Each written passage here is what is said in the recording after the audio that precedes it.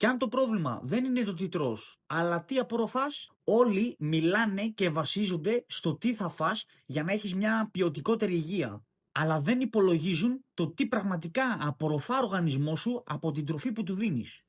Για να καταλάβεις, όταν υπάρχει μεγάλη ανισορροπία ω6 προς ω3 λιπαρών οξέων στον οργανισμό σου, πρακτικά η κυταρική μεμβράνη σου γίνεται σκληρή και όταν συμβαίνει αυτό, στην ουσία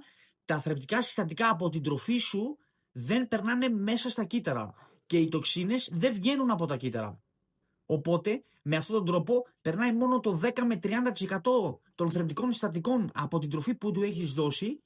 και τελικά δεν είναι όσα χρειάζεσαι και όσα πρέπει και τελικά δεν φτάνουν τα θρεπτικά συστατικά για τις καθημερινές σου ανάγκες. Μόνο όταν έχεις σωστή ισορροπία ω6 προς ω3 λιπαρών οξέων, τότε τα κύτταρά σου ανοίγουν και έτσι μπορούν να εισέρχονται τα θρεπτικά συστατικά μέσα στα κύτταρα και οι τοξίνες να αποτοξινώνονται από τα κύτταρα. Οπότε η βάση και η προσοχή σου θα έπρεπε να είναι στο τι απορροφάει ο οργανισμός σου και όχι τόσο το τι τρως. Αν θέλεις να μάθεις τώρα ποια είναι η δική σου αναλογία ω6 προς ω3 λιπαρών οξέων και να δεις όντως το πόσο απορροφάει τα θρεπτικά συστατικά από την τροφή σου, το σώμα σου, τότε